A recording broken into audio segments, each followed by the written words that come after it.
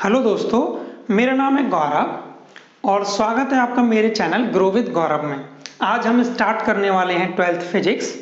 देखिए, कई लोगों को ये डाउट होगा, कई स्टूडेंट्स को ये होगा कि सर मैंने 11th फिजिक्स उतने अच्छे से नहीं पढ़ी थी, या फिर 11th फिजिक्स मुझे समझ नहीं आई, तो क्या 12th फिजिक्स मुझे समझ आएगी? तो देखिए, 11th की फिजिक्स और 12th की फिजिक्स दोनों में चैप्टर्स बिल्कुल अलग अलग हैं। तो 11th की फिजिक्स का 12th की फिजिक्स से कोई लेना देना नहीं है। और अगर कहीं पे 11th के किसी भी टॉपिक का यूज होगा तो मैं आपको पहले वो समझा दूंगा कि वो कैसे आता है, ठीक है? तब हम 12th के उस फिजिक्स के टॉपिक को पढ़ेंगे आगे, ठीक है? तो आपको चिंता करने की कोई जरूरत नहीं है। आपको ये नहीं सोचना कि आपको 11th में अगर समझ नहीं आया तो आपको अभी 12th में भी समझ नहीं आएगा। आपको बिल्कुल समझ आएगा, बस आप ध्यान से देखिएगा, रेगुलर पढ़ लीजिएगा और घर पे मेहनत कीजिएगा, ठीक है? तो चलिए, और ये है कि सर बाद में स्टार्ट कर लूंगा मैं तो पढ़ना, और अभी तो बहुत टाइम है, अभी तो स्टार्ट हुआ है और लॉकडाउन भी चल रहा है, मस्ती कर लेता हूँ।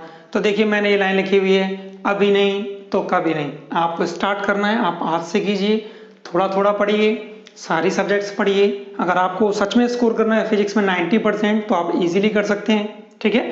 56 का आपका एग्जाम होता है। अगर आप अच्छे से पढ़ेंगे तो आप 56 में से 50 के लगभग मार्क्स आराम से ला सकते हैं, इजीली ला सकते हैं।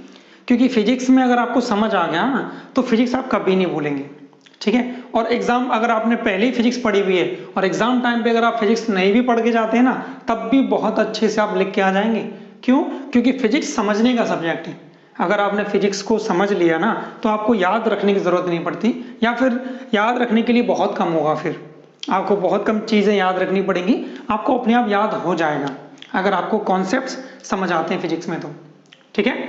तो चलिए स्टार्ट करते हैं। देखिए, 12th की फिजिक्स में आपके टोटल राजस्थान बोर्ड में 17 चैप्टर दिए हुए हैं, जिनमें से 10 चैप्टर केवल इलेक्ट्रिकल में है।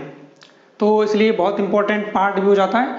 इलेक्ट्रिकल में जो पहला आपका चैप्टर है तो उसमें है इलेक्ट्रिक चार्ज, विद्युत आवेश, ठीक है? मैं आपको बिल्कुल हिंदी में पढ़ाऊंगा। कुछ टर्म्स हो सकता है मैं हिंदी में और इंग्लिश में दोनों में बोलूं, जिससे कि आपको भी क्लियर हो जाए। और जो भी मैं पढ़ाऊंगा उसकी पीडीएफ आपको मेरे डिस्क्रिप्शन लिंक में मिल जाएगी, और जो सिलेबस है अगर आपके पास नहीं है तो आप मेरे डिस्क्रिप्शन लिंक में से सिलेबस भी ले सकते हैं, ठीक है? चलिए तो स्टार्ट करते हैं। तो देखिए, 12th की फिजिक्स का जो पहला चैप्टर है ना, तो उसका टॉपिक है विद्युत आवेश। क्या है? विद्युत आवेश। तो पहले आज के लेक्चर में हम बस यही पढ़ेंगे कि विद्युत आवेश होता क्या है और कैसे हमें पता चला, और उसकी हिस्ट्री क्या होने वाली है। तो स्टार्ट करते हैं स्माइल के साथ। चलिए, तो देखिए, सबसे पहले एक ग्रीक का एक दार्शनिक था, ठीक है, जो मिलेटस का रहने वाला था, उसका नाम था थेल्स।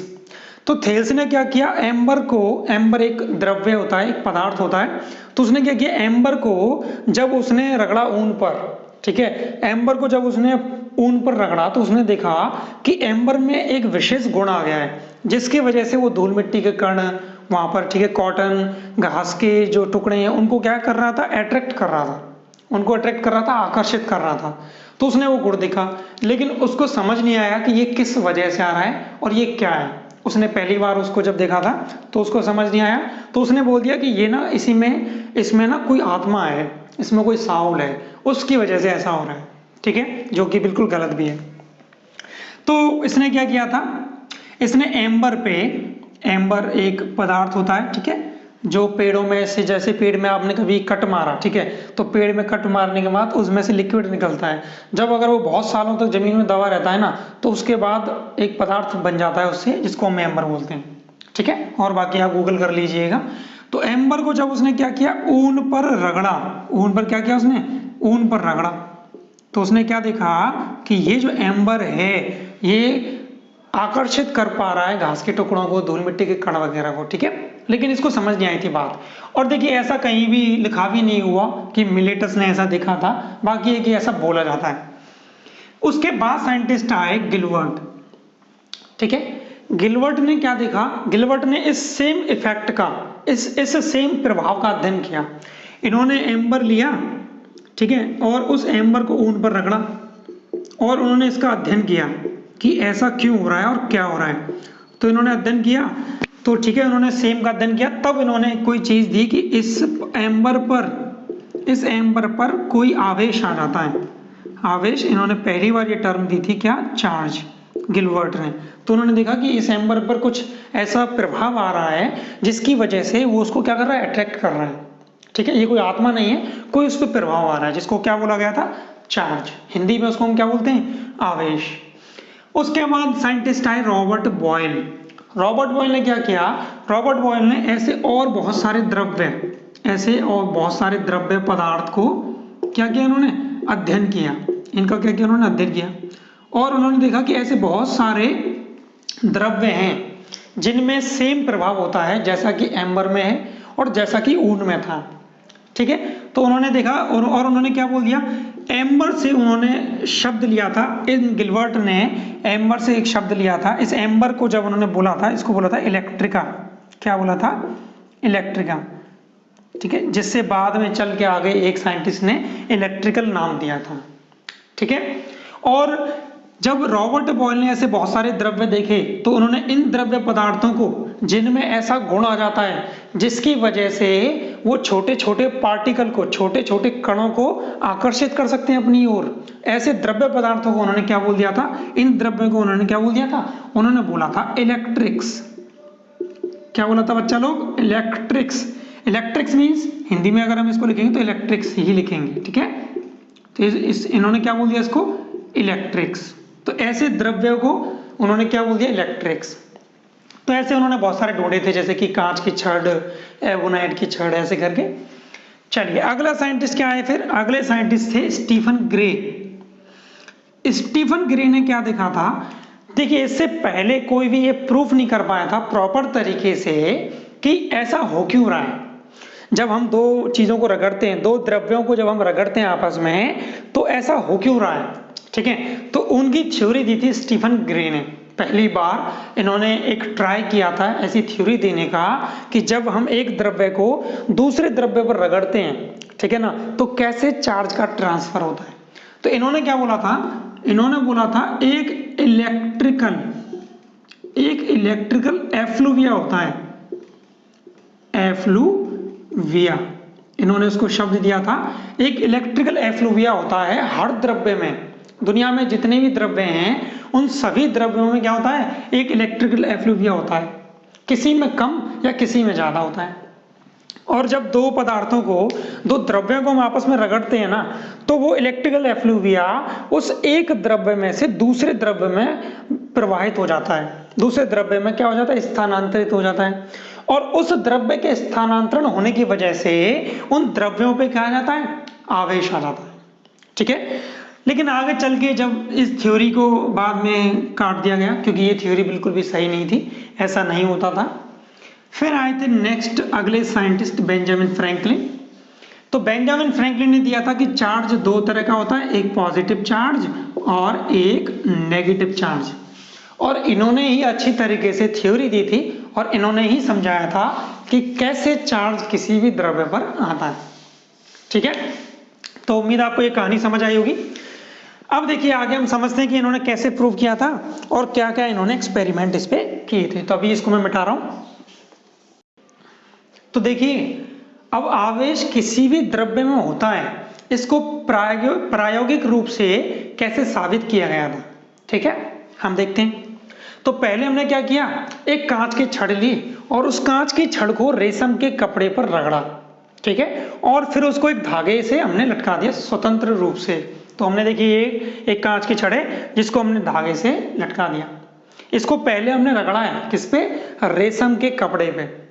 अब हमने क्या किया, हमने एक दूसरा कांच का टुकड़ा लिया और दूसरी कांच की छड़ ली और उस कांच की छड़ को हमने दोबारा से एक रेशम के कपड़े पर रगड़ा, उस दूसरी छड़ को। और उस छड़ को जब हम इस कांच के टुकड़े के पास लेके गए तो हमने क्या देखा, जब हम इसके पास लेके गए तो हमने ये देखा कि ये कांच की छड़ इससे क्या हो रही है, दूर जाना चाहती है। ठीक है, इसका मीन्स इस कांच की छड़ और इस कांच की छड़ में दोनों के बीच में कौन सा फोर्स आ जाएगा, प्रतिकर्षण का। तो प्रतिकर्षण का बल आ जाएगा। क्या आ जाएगा, प्रतिकर्षण का बल आ जाएगा। फिर हमने क्या किया, देखिए ये भी क्या है, कांच की छड़ है।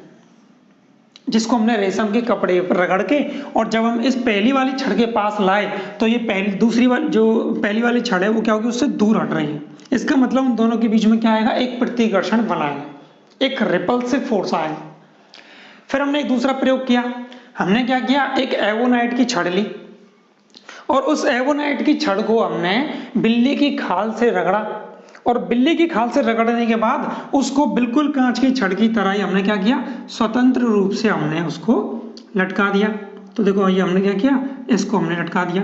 ये क्या है, ये है एवोनाइट की छड़, एवोनाइट की छड़।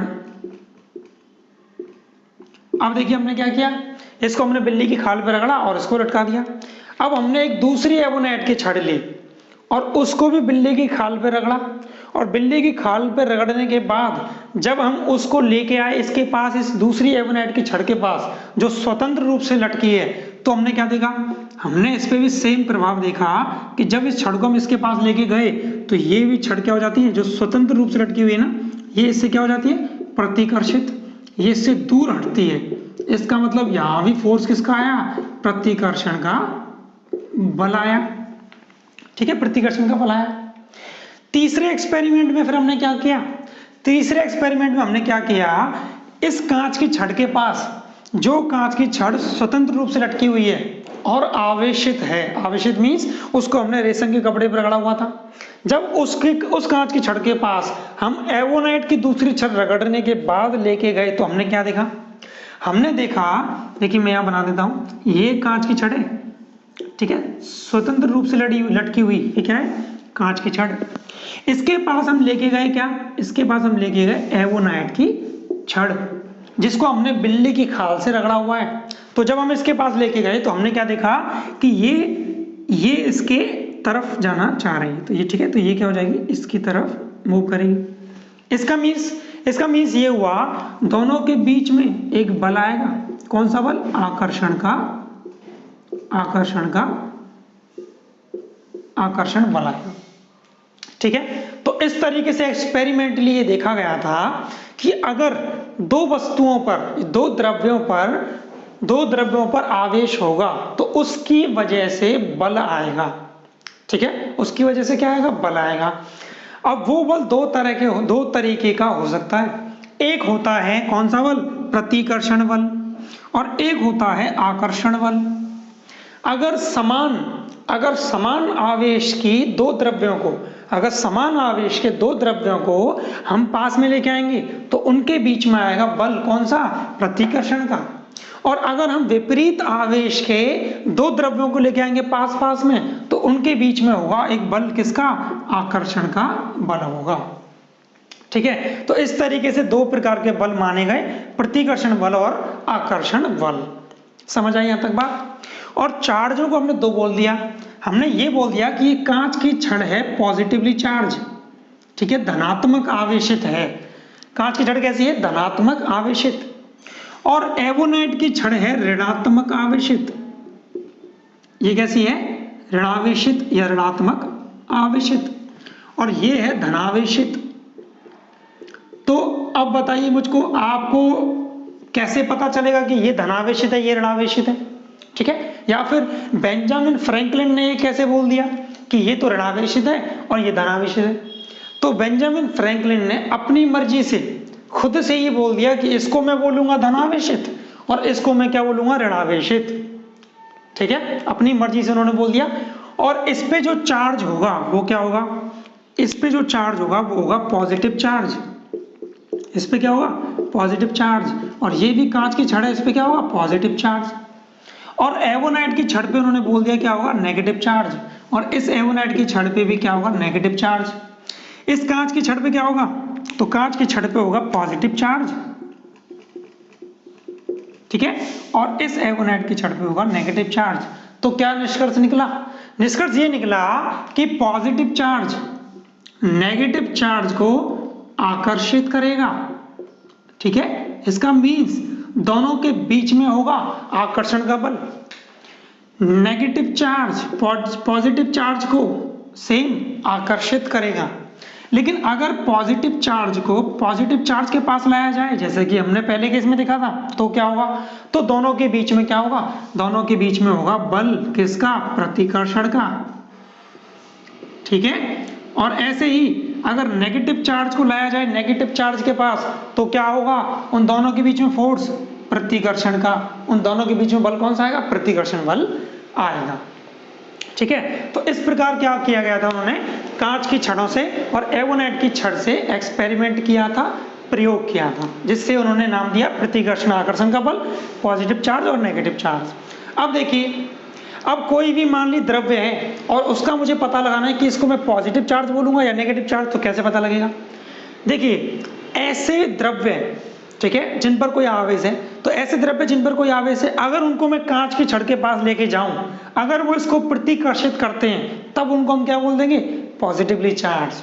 और अगर ऐसे द्रव्य जिन पर कोई आवेश है और उनको अगर मैं कांच की छड़ के पास लेके आऊं और अगर वो क्या कर रहे हैं, उनके बीच में आकर्षण का बल है, इसका मतलब वो क्या हो जानी चाहिए, नेगेटिवली चार्ज। तो इस कांच की छड़ को उन्होंने क्या मान लिया, आधार, और इसके आधार पे जितने भी फिर तत्व निकले उनको उन्होंने क्या बोल दिया, उनको उन्होंने उसी हिसाब से क्या बोल दिया कि ये पॉजिटिवली चार्ज होगा या फिर नेगेटिवली चार्ज होगा, ठीक है, वो धनावेशित होगा या फिर ऋणावेशित होगा।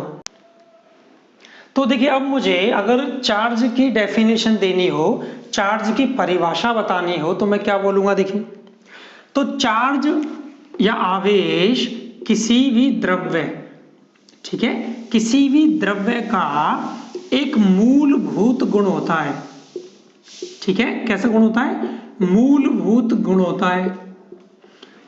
तो आवेश किसी भी द्रव्य का एक मूलभूत गुण होता है। अच्छा, मूलभूत गुण, इसका क्या मीन्स है, इसका मीन्स ये है कि जितने भी द्रव्य हैं, ठीक है, जितने भी द्रव्य हैं उन सब में खुद का ही ये गुण होता है, ठीक है। इसका मीन्स जितने भी द्रव्य है ना, सब में क्या होगा, चार्ज होगा, सब में क्या होगा, चार्ज होगा। तो किसी भी द्रव्य का एक मूलभूत गुण होता है जिसके कारण वह विद्युत चुंबकीय क्षेत्र उत्पन्न करता है। क्या उत्पन्न करता है, विद्युत चुंबकीय क्षेत्र। अब आप पूछोगे सर इसका मतलब क्या है। देखिए, ये दो क्षेत्र हैं, एक तो विद्युत क्षेत्र और एक चुंबकीय क्षेत्र। तो अगर आवेश स्थिर अवस्था में है, जैसे मान लीजिए पॉजिटिव चार्ज है और ये स्थिर अवस्था में है, तो अगर चार्ज स्थिर अवस्था में है तो इसके चारों तरफ क्या होगा, इसके चारों तरफ होता है विद्युत क्षेत्र। और अगर यह आवेश गतिमान अवस्था में होगा तो इसके चारों तरफ आएगा चुंबकीय क्षेत्र, ठीक है। अब ये कैसे आता है, इसके क्या प्रयोग हुए, जैसे जैसे हम लेक्चर में आगे बढ़ेंगे तो वहां हम इसको सीखेंगे। तो अभी हमने क्या देखा, हमने देखी आवेश की परिभाषा। तो हमने क्या देखा उसमें, हमने देखा आवेश किसी भी द्रव्य का वह मूलभूत गुण होता है जिसके कारण वह विद्युत चुंबकीय क्षेत्र उत्पन्न करता है। विद्युत चुंबकीय क्षेत्र क्या करता है, उत्पन्न करता है, ठीक है। चलो, एक बात तो हो गई ये। दूसरी बात देखिए, अभी हमने प्रयोग किया था तो वहां हमने क्या देखा था, अगर एक चार्ज को, एक आवेशित वस्तु को अगर दूसरी आवेशित वस्तु के पास लाया जाए, एक आवेशित द्रव्य को अगर दूसरे आवेशित द्रव्य के पास में लाया जाए तो उनके बीच में या तो प्रतिकर्षण का बल आएगा या फिर आकर्षण का बल आएगा। ये हमने देखा था अभी प्रयोग से कि कांच की छड़ को अगर मैं रगड़ के, ठीक है, रगड़ के फिर मैंने लटकाया था उसको, और अगर दूसरी कांच की छड़ को अगर मैं रगड़ के उसी के पास ला रहा था तो दोनों में क्या आ रहा था, प्रतिकर्षण का बल। इसका मीन्स ये हुआ, आवेश की वजह से किसी भी द्रव्य में प्रतिकर्षण या आकर्षण का बल आता है, ठीक है ना। तो चार्ज की दूसरी बात क्या हुई, तो पहली बात तो ये हुई कि द्रव्य का मूलभूत गुण है जिसके कारण उस द्रव्य में विद्युत चुंबकीय क्षेत्र, उस आवेश की वजह से उत्पन्न होता है, ठीक है।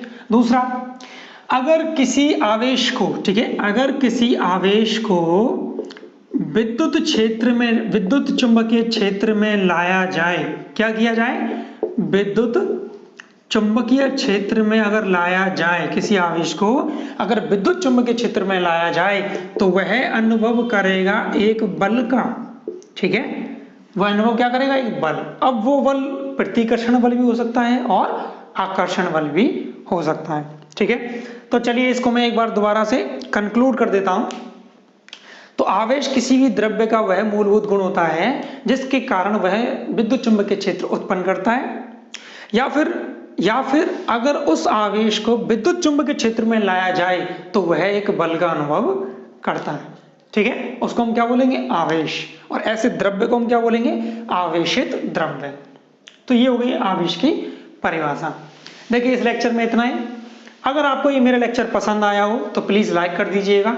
अगर आपको कोई बात ऐसी हो जो समझ नहीं आई हो, या फिर अगर आपको ये समझ आ गया है तो मुझे कमेंट में बताइएगा कि आपको ये समझ में आ चुका है। तो प्लीज सब्सक्राइब कर दीजिएगा और अपने दोस्तों को शेयर कर दीजिएगा, जिससे कि वो भी लेक्चर हिंदी में पढ़ पाए, ठीक है। तो आगे अगर मुझे रेस्पॉन्स अच्छा मिलेगा तो फिर मैं इन मतलब 12th फिजिक्स के जितने भी चैप्टर हैं, ठीक है, उन सभी चैप्टर पे एक सीरीज बनाऊंगा, चैप्टर की सीरीज बनाऊंगा, ठीक है। तो टॉपिक वाइज टॉपिक में सारे चैप्टर पढ़ाऊंगा। अगर मुझे रेस्पॉन्स अच्छा मिलेगा तो, अगर मुझे लगेगा कि कुछ लोग मुझे देख रहे हैं कॉन्टिन्यूसली लगातार, तो मैं ऐसे ही लेक्चर बनाता चला जाऊंगा। उम्मीद है आपको समझ में आ रहा होगा।